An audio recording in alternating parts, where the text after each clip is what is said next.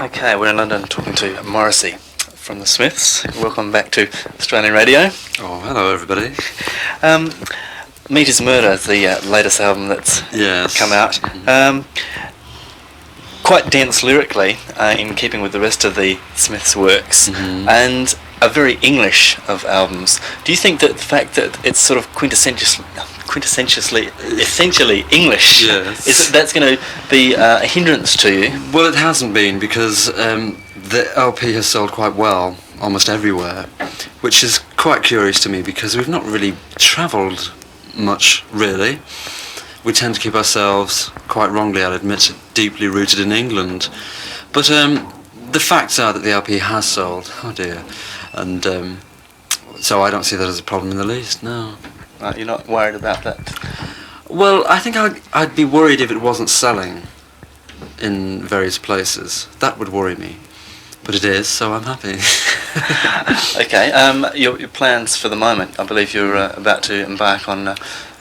Yes, we're about to leave for Italy and Spain, and then America, which is obviously a new adventure for us. We've never been to any of those places, so it's interesting, it's very fascinating.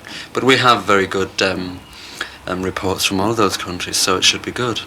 Right. Meat is Murder is a lot harder and more direct. Why was that? Because I don't really think that you can write a song about animal slaughter without it being quite strong. So it really had to be. But I think as individuals, when we came to record the LP, we were quite angered. We were quite distraught about the way we had been treated by the music industry generally over the previous 12 months. So I think we felt quite alone and quite in control. So it was good, I think. Right. Is the title of the album just your view, or was it like a group decision? You all decided on that? I decided it, but it was obviously behind the title was Total Unity. But it was initially my decision. Right. Again, some ambiguity. Not going very well, am I? Some ambiguous lyrics. Purposely so? Well, of course, yes. I mean, it serves to make people's lives slightly more interesting. Yes, I mean, I don't want the words to be bland. I don't want them to be black and white, really. People have to slip their own interpretations hither and thither. So, I mean, life without ambiguity is quite boring. Don't you agree? Entirely. Oh, no, you don't, be honest. You're right from both experience and observation. Yes, which covers almost all ground, because one can observe almost anything. Sure, okay, but do you think that your writing will move towards more observation as you grow older, as you become more embroiled in the music? I don't know. I sincerely hope not. I don't think so. I have quite a stack of issues that have yet to be that must be ploughed through. I think when the time arrives when I'm stuck and I have to really sit down and think and say, well, what on earth am I doing? I think I'd probably stop then, because I don't want it to be seen as a profession, as a cloak. It has to be real. It has to come from inside me, everything that I say. And if it doesn't, then, away I go. And everybody sighs. What with relief? Yes. What are the things that make you angriest? Almost everything. I mean, you name it. It annoys me terribly. I suppose I'm quite easily angered. And there's so many things, certainly within the music industry, but if you mean things outside, there's lots of political issues that irk me. I'm quite an irkable person. But I get angry by almost everything, which is quite satisfying. You don't think that could get to be unhealthy at all? Not really. I can't see how. I'm not doing so badly for somebody who's incredibly angered and quite obviously endlessly miserable. I'm doing okay. You seem to be remarkably happy. It's only a facade. Quite a few violent themes you're dealing with. Do you think that should meet violence with violence? Yes, I do. I mean, life is quite violent, let's be honest. It wasn't meant to be a dance record. The whole thing was supposed to describe life as it is lived, instead of as with most most modern records, portray life as it is not, life as we do not live it. So the record had to be, here we go again, life as it is lived. So I wanted to be very real, and I think we just about managed that. Could you give us a bit of background to the song "The Rusholme Ruffians"? Yes, it's about fairgrounds in Manchester. As a child, they were always an annual, a great annual importance. These fairgrounds, which would be erected on barren land and not other, and very violent places where one learns a great deal about life. Very vicious places also. It seemed to be on this patch of land everybody had free rein to be as wild and be as free thinking and nauseating as possible. And it's very interesting. But obviously, I mean, this undercurrent of total violence on this patch of land where everybody gets together to have fun, generally. But on Manchester Council estates, certainly in the place Rusholme, it was the only thing that people had. It was the only distraction and the only pleasurable distraction that people had. And they turned it into total horror. Right, and you used to frequent these places each year? Oh, you couldn't keep me away from them, yes. What was the attraction? I don't know, I quite like the idea of seeing human beings living on the emotional edge and kind of their emotions brewing beyond the brim, which is quite a hard thing to say. But it was quite interesting. Fascinating. Such fairs, do they still exist? What, with me? No, physically in Britain, that kind of thing. They still good take heavens, place? they do now, yes, but now they're not just restricted to fairgrounds, which is the big moral modern dilemma. They're much more widespread now. Right, okay.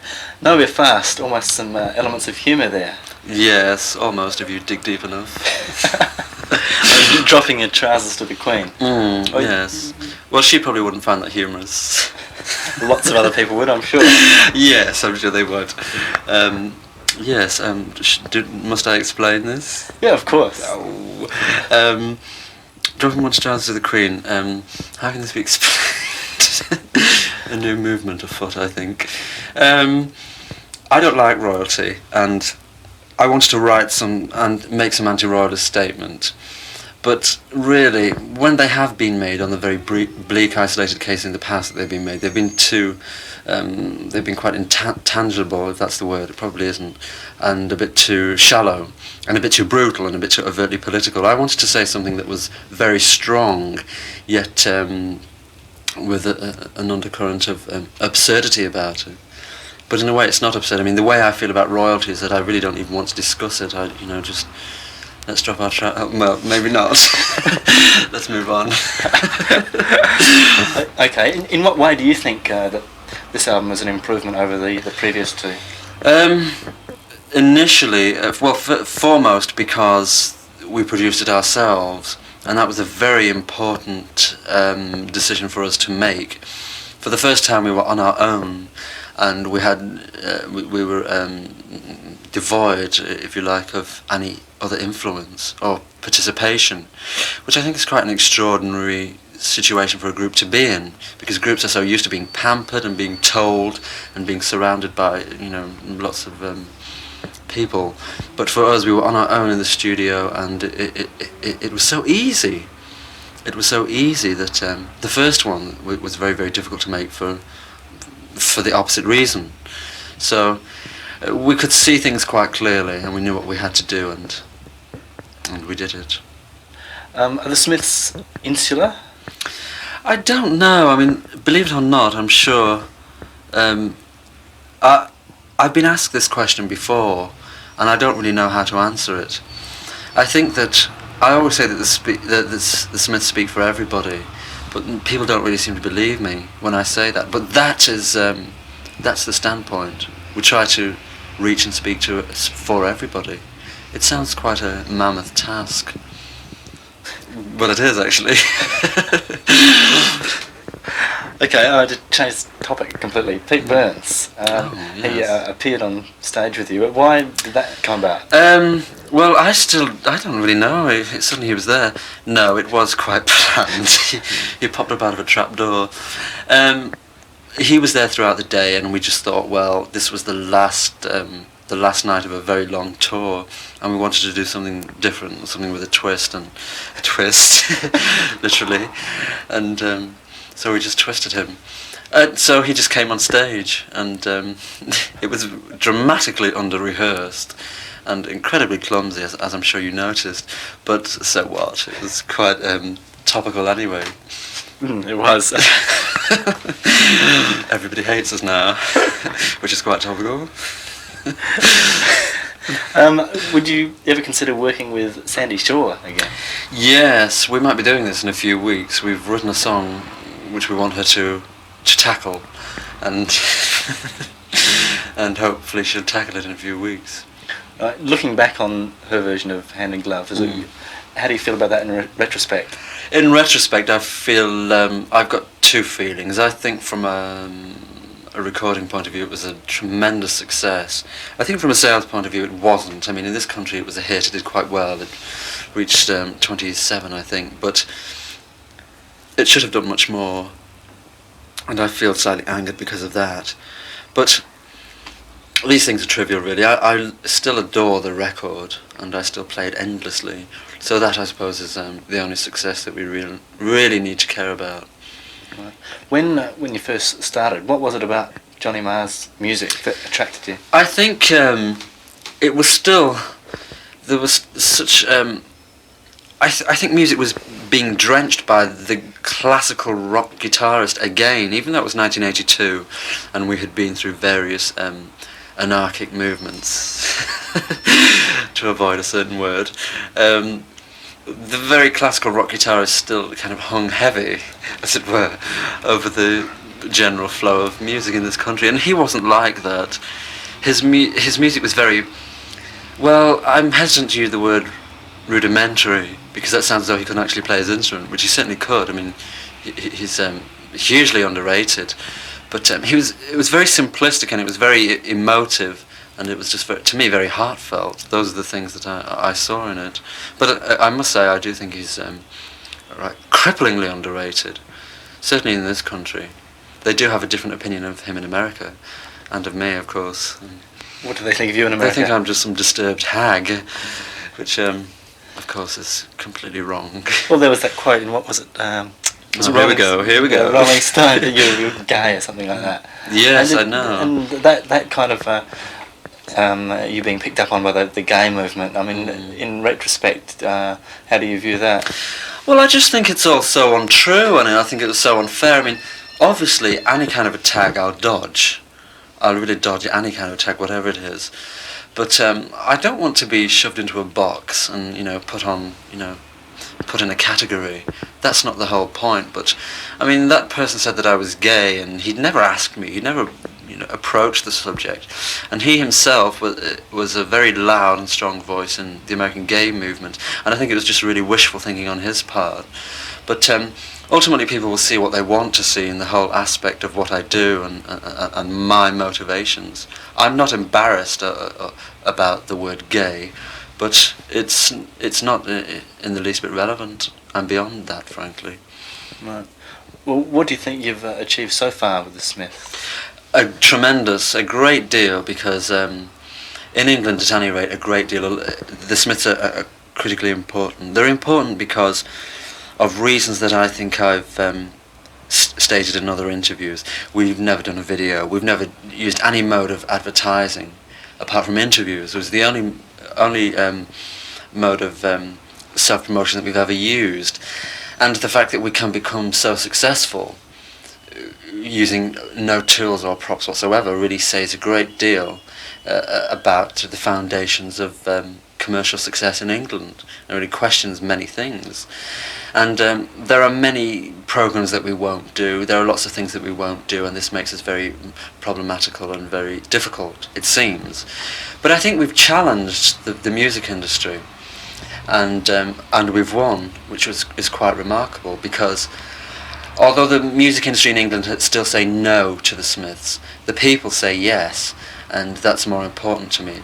I mean, obviously the LP Meet His Murder went to #1 after 3 days of release here, which is quite remarkable because we didn't spend a solitary penny on promotion.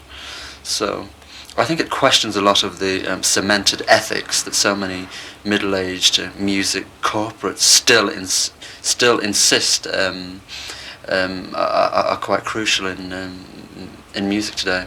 Right. So in that way, do you feel any kind of empathy with that particular movement of a few years ago that you wouldn't? That we haven't mentioned.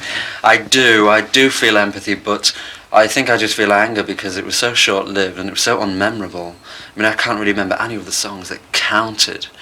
I think really in retrospect people were just so shocked that there was any kind of mobility and there was an uprising regardless of what it was doing or saying. Just the fact that there was some kind of a movement and an uprising was enough to make people gaze at it very, very fondly. In retrospect, of course, most of the records were absolute bosh, but it was fun. Why didn't it last, and why did things go back to as they had been? I don't really know. Do you? Well, don't have to ask Arthur C. Clarke. Right. Does success for you equal power? Yes, it does, but this word power, of course, is quite flexible and it means several things. I mean, not for fascist reasons. I mean, not yet anyway. I mean, I'm not some budding Hitler or whatever, but power to be seen and to be heard, the very kind of fundamental things. It just means that obviously you can persecute more people, for instance. So I'm not interested in power for, a stately home or so that I can have, a television channel or anything like that. Right. Do you sort of need to feed off that to a certain extent? Feed off what? Off the power, the feeling that you can actually well, it does have your voice heard. Well, it doesn't make things more difficult, put it that way. No, it does make things easier, I must say. Right. Okay, well, what would you most like to do with it? What you've got? Well, there's a great deal to do. Obviously, we haven't covered as much ground as is possible. We have to visit other countries. I mean, things as basic as that, which takes time, and is quite tends to corrode the health somewhat. So it is very time-consuming and it's very taxing to do those kind of things. And obviously, because we're on an independent label, it's much more difficult because we have virtually no facilities whatsoever to do anything. So just really arranging a trip to Spain takes up a full year, almost. To digress again, I don't know if you've heard that Mick Jagger has been cast as Dorian in the Hollywood production of Picture of Dorian Gray. What's your opinion on that? Well, I'm totally speechless. I mean, if you told me that Bugs Bunny had been cast in the part, I would be less shocked. I think it's the Dallas mentality, really. Let's get as many famous faces in here as possible, regardless of what happens to the script. Okay, getting back to the Smiths. Do you think you'll get sick of the standard vocals, guitar, bass, drums lineup and want to go into opera? No. I mean, you bring in some keyboards or some more strings and things like that. Yes. We want to do that. Yes, and we will do that on the next LP. Why was Shakespeare's Sister not on Meet His Murder? Because commercial reasons. No. It happened after Meet His Murder. We just walked into the studio one day and it just simply appeared, and the LP had already been released, so it was quite impossible to get it on. Why not release something off the record? Well, that's a good question. That's a very tricky question. It all boils down to record company politics. I think finally something is about to be released. A track called That Joke Isn't Funny Anymore. A little late, I realise, but it's not a bad old song anyway. So, but I must say I think something should have been released much earlier. But at the time when the LP came out, Rough Trade were quite adamant that an older track, How Soon Is Now, be re-released in this country as an A-side, and It was, and of course it was much to be regretted because it didn't really do anything substantial. Still a fine song. Hmm? Still a fine song. It's not bad, it's not bad. Does it worry you that you've got so much influence, as it were? No, I mean, would it worry you? No. No, it's nice to have influence. I mean, obviously if everybody thought I was a total, simpleton, I'd worry then. No, influence is it's quite a nice thing to have. It's better than having, acne or something. How will you know when you've come to the end of your I'd useful probably creative be life? lying on the middle of the floor and I'd probably weigh a stone, probably. No, I think I know. I mean, one just instinctively knows these things. There's a little bell inside one's head that, rings, a danger bell, rings occasionally. I'll know. I mean, when I start grappling and I start stuttering and really being hesitant about what I'm trying to do, and then I'll just, jump out the window, probably. Do you consciously analyse everything you do in the direction you go? Yes, I do. I do, indeed. It's just a matter of being thorough, really. Because there's so many persuasive influences that surround you in this business. So many people who are dying to get you into, a Salvation Army suit or something, or whatever, or dress you up as an orange. It's quite frightening, so you have to cling to your principles. Right. You've got quite a fascination with films from the 60s, I believe, Mhm. like The L-Shaped Room and so on. Yes, But indeed. what is it about them that you like? I'm afraid that they probably will remind me of my childhood, because I lived in lots of those circumstances, and I also think that I gaze upon it fondly because it was the first time in the entire history of film where regional dialects were allowed to come to the fore, and people were allowed to talk about squalor and general depression, and it wasn't necessarily a shameful thing. It was quite positive. I mean, if you notice films, British films of the late 1950s, even films which deal with army themes or war themes, all the people who are in the army or whatever all have wonderfully crisp theatrical voices, but yet from I think Room at the Top of Saturday Night and Sunday Morning onwards, people are just allowed to be real instead of being glamorous and Hollywoodian, if that is a word, and I sincerely hope it isn't. Sounds awful. Right, okay. The New York Dolls, what was it about them that you liked? Oh, I still haven't a clue. I'm still trying to work that one out. Well, the music industry hated them, and that was good enough for me. I thought, well, yes, that's the group for me. The music industry couldn't wait to get rid of the New York Dolls. They were quite clamorous and raucous, and so many people said they couldn't actually play, which was not entirely true. But you must remember, throughout the periods of 73 and 74 when they existed, they were quite dank times, and they were very quite stylish times, almost offensively stylish, should I say.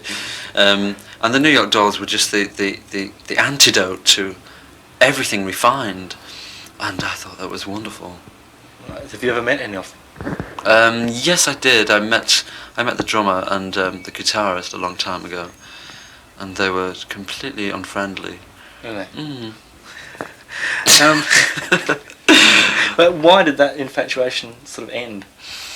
I think, they broke up in 1975, and after that there wasn't really anything to retain one's interest apart from the 2 LPs that they had made. So, they just faded, really. And I still have vague fond memories, but it's not really terribly important to me. I think they were the single most important group to me as an adolescent. Right. Do you look back on your adolescence with fondness? No, it was a dreadful time. It was an awful period. I certainly can't deny that. It was quite very difficult, very isolated, very alienating, and all those usual things that teenagers complain of. But I certainly complain of them now. Right.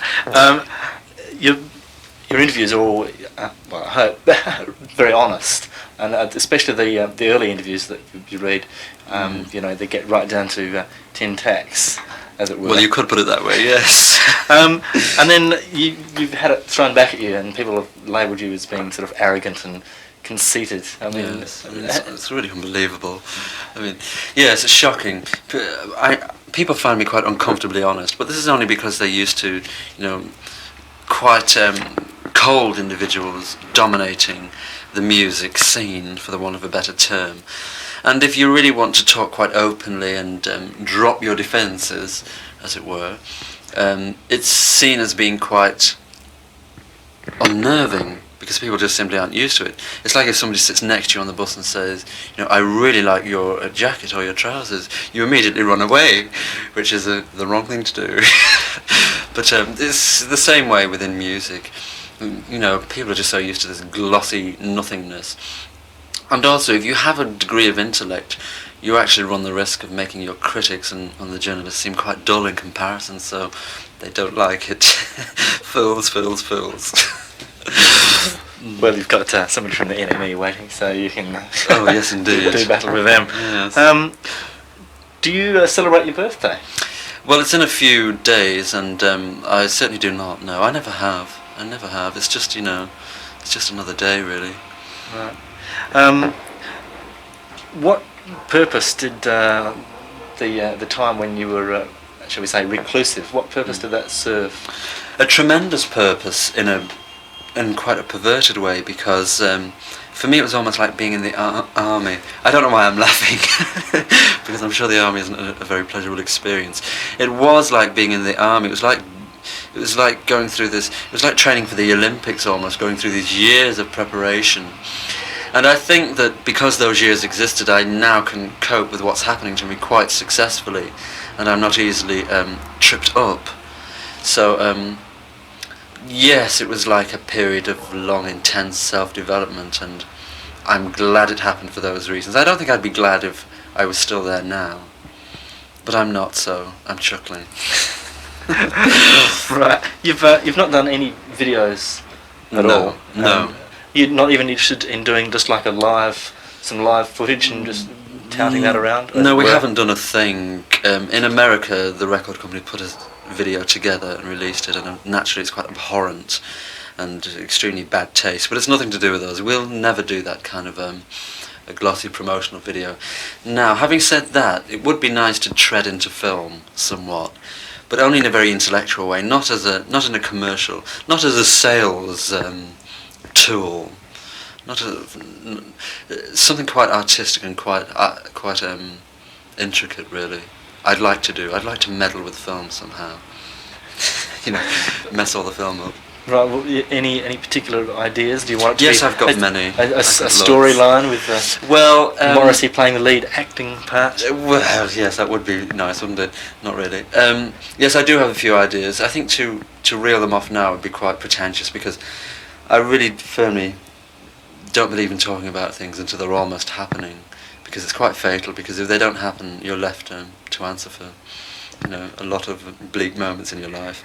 But I think video, yes, we've outlived that, I think. Right, okay. Australia, are you ever likely to tour there? Is that part of your plan? Oh, God, good grief, yes, most definitely. The only problem really is actually getting there, because it's so far away, and as you might not know, I do have a fear of flying. I mean, it's almost embarrassing to utter those words. It sounds so absurd. I mean, I've tried to be hypnotised and silly things like that, and it really basically hasn't worked. But I'm trying to figure this one out, if I can like go to, you know, perhaps Singapore and then on to you know, Mauritius or somewhere, and then just land in Australia somehow. As you can see, it's still very embryonic situation. I'm trying to work it out. Right, how far ahead do you plan? About 3 or 4 months, really, not terribly far. So the Smiths Corporation doesn't sort of have your movements mapped out for the rest of No, there this isn't a Smiths Corporation, which makes things easy and difficult, because it's really largely left down to Johnny and I. So it's just really finding time to sit down and say, well, what exactly should we do next? But there's certainly no corporation. Right. Do you feel under pressure constantly? Yes, I do. I do, constantly. How do you cope with that?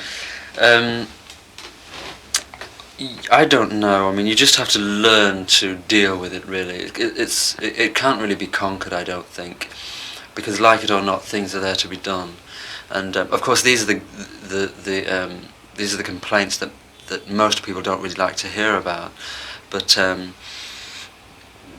I can't deny that it's very, very difficult to keep on top of the situation. But I try. What devices do you use to? I unplug the telephone, I disconnect the bell on the front door, I close the curtains, and I just simply lie on the bed and listen to a Walkman or something. Right. You seem very bored with that reply. No, that's fine. You don't sort of. I expect these are the bits that get chopped. Okay, well, why do interviews at all? I mean, surely you should. If you're going to take the line, you're not going to do much other promotional stuff. Well, because I take that line, interviews are necessary, because without interviews we wouldn't have any sense of presence whatsoever, because we avoid so much television and radio and all other aspects of the media. If we don't actually do interviews, where on earth are we? Like the uninitiated working woman in the street doesn't really know that we exist. Unless she hears it on the radio. Well, exactly, yes, but radios are so rare these days. No, we have to do interviews, and I quite like them sometimes. Right. Okay, what are you doing with all the money you're making? Well, I'm trying to find it. That's what I'm doing with it. Next question. Right, okay, that's... Oh, do I have to elaborate? I'm certainly not rich by any means. I think I'm much poorer than other people of my status for unknown reasons. Scott Peary. Well, can't you say that a bit louder? We're a little bit more we're poorer than most, I think. Why is it always so embarrassing talking about money? I don't know, people just have this thing about not knowing what other people earn. I wonder why, though. Can you answer that? Maybe they feel some jealousy, or they... Oh, well, that's okay then. As long as it's that. I don't know, can you answer it? No, I can't answer that question. I don't really know. I mean, people are so guarded. I mean, people never talk about money. It's like when you first come into the music industry. You're never allowed to ask, well, I'm actually getting paid for this. You're supposed to be so humble and artistic that you'll accept anything, but of course I never was. But I think a lot of people are. And but I'm quite comfortable. I can't deny that. I'm certainly not poor, but I'm certainly not no threat to royalty at the moment. Does your mother still take as close an interest as she did when I last spoke to you? Yes, she certainly does. Yes, even closer, in fact. Yes, she's quite she's concerned in every way. Is she still entirely supportive? Absolutely entirely supportive, entirely, which is a great help.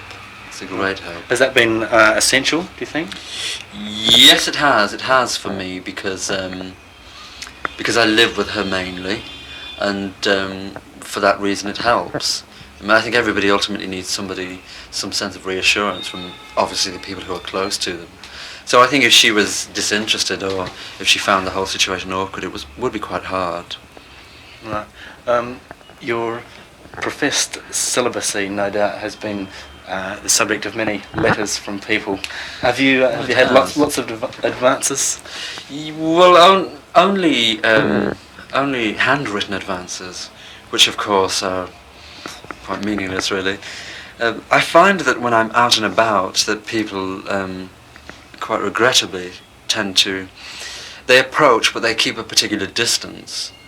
People are quite wary for some reason. They find it quite unbelievable. I think it's quite difficult for people to understand, especially me, I might add. But yes, I've had lots and lots of, not obviously, but absolutely cases and cases and cases full of letters from people saying, well, I'm here, come and get me. I'll be waiting tonight. I'll be lying on the settee covered in feathers, which is which is quite worrying when it comes from the woman next door or something. Right, okay. I think that's about it.